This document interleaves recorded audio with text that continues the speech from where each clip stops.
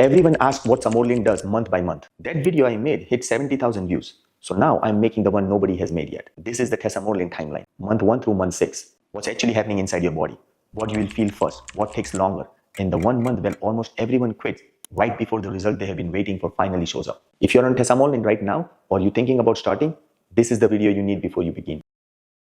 Let me start with what this peptide actually is, because understanding the mechanism is what makes the timeline make sense. Tesamorelin is a synthetic analog of growth hormone releasing hormone, GHRH. It's a 44 amino acid peptide that has been stabilized with a specific molecular modification that makes it more resistant to break down in the body. That modification is not cosmetic. It means Tesamorelin produces a stronger, more sustained growth hormone pulses than other GHRH analog. And that pulses has a very specific and very documented target, visceral adipose tissue, the deep abdominal fat that wraps around your organs, the fat that does not respond to diet and exercise the way you would expect, the fat that is metabolically dangerous in a way that the fat you can pinch is not. It's FDA approved under the brand name Egrifta, specifically for visceral fat reduction. That approval required phase 3 randomized controlled human trials. The data showed 15 to 18% visceral fat reduction over 26 weeks compared to placebo. This is not a trend or a rounding error. This is clinically significant, reproducible result in a controlled trial. In a space full of peptides that have nothing but animal study data behind them, Tesamorelin's evidence base is genuinely rare. The mechanism runs through the growth hormone and IGF-1 axis. Tesamorelin signals the pituitary to release growth hormone. Growth hormone drives lipolysis, fat breakdown, particularly in visceral adipose tissue, which has high growth hormone receptor density. The liver responds to elevated growth hormone by producing IGF-1. And IGF-1 is what drives the downstream benefit you have noticed beyond fat loss: lean muscle preservation, recovery, skin, cognitive sharpness. That's the cascade. And like any biological cascade, it has timeline. Here is what timeline actually looks like. Before we go month by month, let me describe the person who tends to start Tesamorelin, because this shapes what results looks like and when they show up. Most people starting Tesamorelin has one defining feature. They have a visceral fat problem that hasn't responded to conventional approaches. This isn't someone who's never tried. This is someone who has dieted, who has exercised consistently, who has cleaned up their nutrition, and the midsection still hasn't moved the way they expected. The scale might go down, but that firm, full protruding abdominal area stays. Clinically, this shows up most often in men in their 40s and 50s, where declining testosterone and growth hormone together have shifted fat storage towards the visceral compartment. It shows up in a postmenopausal woman where estrogen declines has changed fat distribution in a way that feels sudden and stubborn. It shows up in people with metabolic syndrome, elevated fasting glucose, elevated triglyceride, reduced HDL, where visceral fat is both a symptom and a driver of the underlying dysfunction. And it shows up in people with non-alcoholic fatty liver disease, where visceral and hepatic fat accumulation are interconnected. These people are not asking for a dramatic body transformation. They want their specific fat problem addressed. They want the midsection to respond. They want their metabolic marker to improve. They want to feel like the efforts they have been putting in is actually showing up somewhere. That's the person Tesamorelin was designed for. And when the protocol is run correctly, the results matches the efforts. Month 1. Let's set the right expectation from the start, because this is where most people makes the mental mistake that cost them the entire protocol. Month 1 is almost entirely internal. You are not going to look in the mirror at day 21 and see a dramatic difference in midsection. This is not how visceral fat reduction works, and this is not how Tesamorelin works. What is happening in month 1 is that your pituitary gland is beginning to respond to GHRH signals. Growth hormone pulses are increasing. IGF-1 is slowly rising. In most patients, it won't be dramatically elevated at the 4-week mark, but the upward trend is beginning. The biological machinery that drives everything you will eventually see and feel is warming up. The first thing most people notice, and this is very consistent with what we see at my clinic, is improved sleep. Not dramatically different sleep, but sleep that feels slightly more restorative. Waking up feeling a little more rested than usual.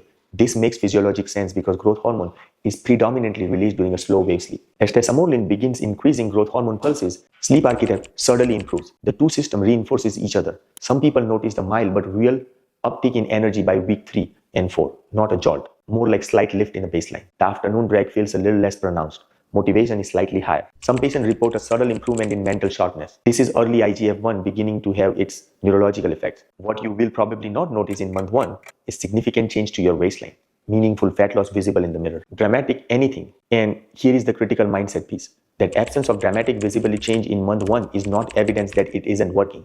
It is the evidence that you are dealing with biology, not stimulant. Your biology is recalibrating. The foundation is being built. Don't blow the entire protocol by expecting the building before the foundation is even set. Month 2. This is where the first real, undeniable signals start showing up. That's not always where people expect. IGF-1 is now rising more meaningfully. In most patients on correctly timed Tesamorelin protocol, IGF-1 at 8 weeks is noticeably elevated from baseline. This is your confirmation signal. If you're getting labs done at this point, which you should be, you will see the numbers moving in the right direction. The movement predicts the clinical outcome. you are going to see in the coming months. Sleep improvement is now consistent rather than occasional. You are not having good nights and bad nights. It's just reliably better. And that consistency starts changing everything downstream. Better sleep means better cortisol regulation. Better cortisol means better insulin sensitivity. Better insulin sensitivity means your body is starting to shift from its chronic fat storage mode. The hormonal environment is changing. Energy is more sustained now. Getting through a full day without the afternoon energy crash is more common. People report being more present in the evening, more motivated to train, more willing to do the things they used to put off because they were too depleted. Here's the measurement that matters in month 2. And it's not the scale, it's your waist circumference. Not a dramatic reduction, but if you're measuring consistently, you may start to see 1 or 2 centimeters coming off the midsection. This is visceral fat beginning to respond. Visceral fat reduction shows up in the waist measurement before it shows up dramatically in the mirror. Because the fat is deep, its reduction isn't immediately visible from the outside, but the tape measurement doesn't lie. Triglycerides may also start moving in month 2. This is one of the most underappreciated benefits of Tesamorelin. The trial data shows significant triglyceride reduction alongside visceral fat reduction because these two things are metabolically linked. If your fasting triglycerides were elevated at baseline and you check them at 8 weeks, you may already see them trending down. This is the month where people start from, I think this might be working, to, okay, something is definitely different. Month 3, this is the one. If there is a month where everything comes into focus, where you go from observing subtle changes to having a clear, undeniable sense that this is working, it's month 3. And the reason is straightforward. You have now had 3 months of consistent growth hormone stimulation compounding on itself. IGF-1 has had time to reach a meaningful therapeutic level. The fat mobilization signal has been sustained long enough to produce visible results. Physically, the midsection is changing in a way you can now see, not just measure. That firm, full protruding quality to the abdomen that was there at the start, it is noticeably less pronounced. The waistline is measurably smaller. The clothes that were tighter around the midsection are fitting differently. This is visceral fat reduction that the trial documented beginning to become visible from the outside. For people who also had elevated triglyceride or markers of metabolic dysfunction at the baseline, month 3 labs are often where those improvement becomes clearly significant. Triglycerides down, fasting glucose improving. Some patients see their HDL starting to improve in the right direction. These are not cosmetic changes. These are metabolic health improvement that matters for long-term cardiovascular risk and overall health trajectory. Cognitively, many patients report sharper thinking and better focus by month 3. There is real and growing research on IGF-1's role in brain health, its effects on neuroplasticity, synaptic function, and mood regulation. The mental fog that so many patients describe before starting, the sense that their thinking isn't as sharp as it used to be, begins lifting. People are more productive. Decision-making feels cleaner. Energy is sustained mentally as well as physically. Recovery from training is significantly better. If you have been exercising consistently, the same workout feels more sustainable. Soreness doesn't linger as long as you are able to train more frequently because your body is actually recovering between the sessions. This is when clinicians check IGF-1 again and typically finds it in a solid therapeutic range. For most patients on well-managed protocol, the lab at 3 months confirms what the patient is already feeling. This is month where the clinical picture and the patient experience aligns completely. And here is what I want you to hear. Every person who reaches month 3 and says, okay, I know this is working. That's all people who didn't quit in month 1 when nothing was visible.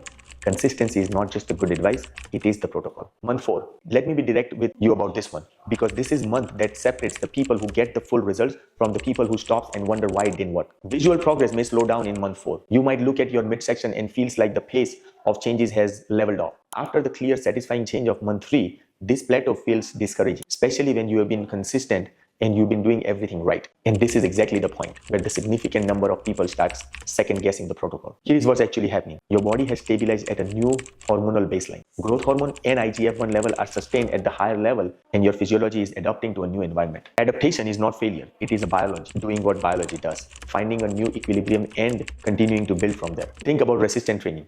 The first few months of a new program produce dramatic strength and size changes. Then it slows.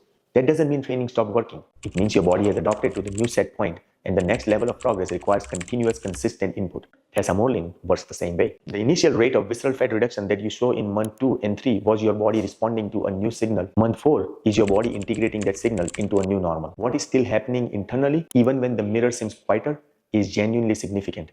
Insulin sensitivity is continuing to improve. Bone density is slowly increasing. You can't see this, but it matters enormously for long-term skeletal health, particularly in postmenopausal women and aging men. Cardiovascular function is continuing to benefit from the sustained hormonal environment. The metabolic improvement that started in month 2 are compounding and stabilizing. Month 4 is a mental game. The people who push through this phase are the ones who get the month 6 and have the full story to tell. People who quit here always say the same thing. I didn't see them much after month 3. Because they stop exactly at the point where the next phase of results was beginning to build. Keep going. This is not the finish line.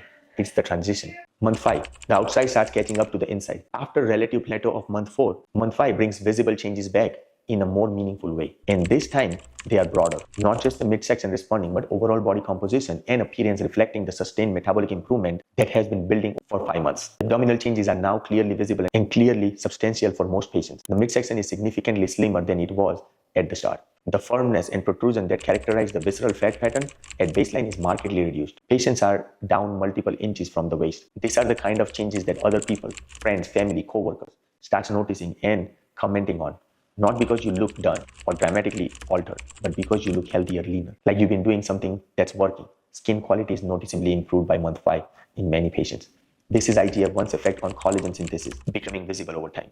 Skin elasticity is better, texture is more even, fine lines are less pronounced. The anti-aging dimension of Tesamorelin that gets less attention than the fat loss data is real, and it accumulates with time. 5 months of elevated IGF-1 level leaves a visible mark on a tissue quality that patient didn't expect and genuinely appreciate. Energy is now simply your baseline. You didn't notice it the way you did in month 2 because it's just how you feel now. That's the goal. You shouldn't have to celebrate having normal energy. It should be your normal. The same is true for sleep. The improvement from month 1 are now deeply established. You didn't think about them anymore. They are just how your sleep works for you now. Metabolic marker at month 5, if you're tracking them, are typically showing the full effect. Triglyceride at healthy level. Fasting glucose improves. IGF-1 optimizing therapeutic range. The lab picture at month 5 is often the most satisfying clinical moment for both patient and provider. Numbers that were concerning at baseline are now healthy, and patient feels exactly as good as the lab suggests they should. Month 5 is where Tesamorelin users become advocates. It's where people start telling others about what they have been doing, and it's where the protocol that seemed slow in month 1 reveals its full logic. Month 6, you are at the full clinical picture now.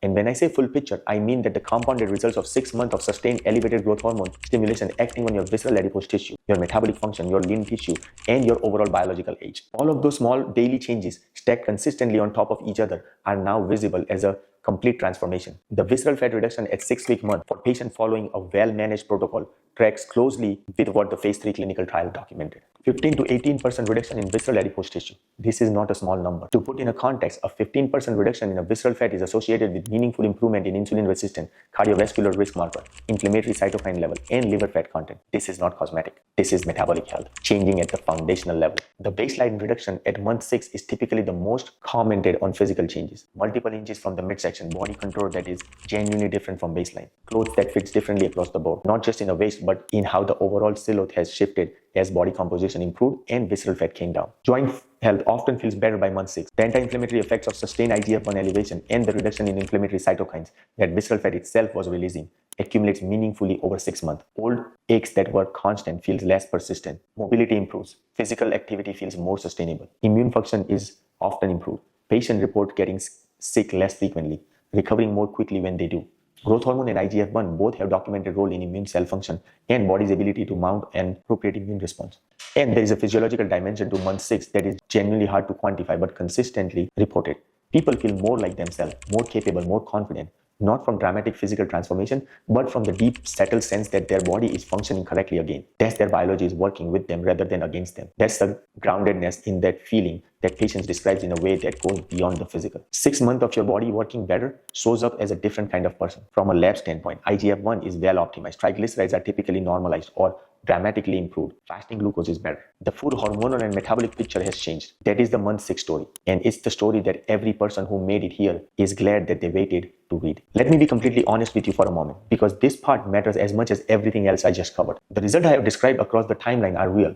The trial data is real. The clinical outcome we see at my clinic in patients who follows the protocol correctly are real. But the word that carries all the weight in that sentence is correctly. Tesamorelin is not a tool that overrides your biology. It works by amplifying signals your body is already capable of producing. That means the environment around it matters. Injecting at the wrong time of the day, in the morning with insulin elevated without fasted window, blunts the signal before it can complete. Poor sleep limits the growth hormone release window that Tesamorelin is trying to work within. Chronic excess caloric intake means there is no deficit for mobilized fat to fill. The medication can't burn what is mobilized if you're not creating the metabolic condition for burning to happen. The people who gets the result that matches the trial data are the people who respect the protocol. Consistent evening injections, fasted injection window, reasonable nutrition, some physical activity, lab monitor, provider oversight.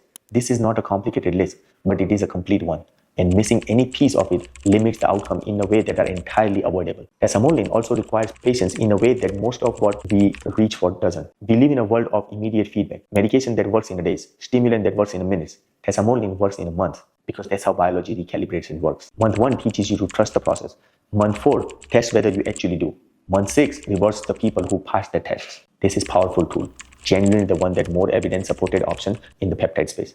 But it works for the person who understands what it is and respect what it requires. Not the person who expected to do it in 6 weeks, what took 6 months to build. Here is the full timeline, short version, so you have it clear in your head going forward. Month 1, your pituitary is responding, sleep improving, IGF-1 beginning to raise, internal recalibration. Trust the process. Month 2, energy is up, sleep consistent. First, weight measurement starting to move, triglyceride trending better. First real signal. Month 3, the aha month. Visceral fat visibly reducing, midsection changing, labs confirming what you feel. Month 4, the plateau that isn't plateau, your body adopting, internal improvements, compounding, stay consistent.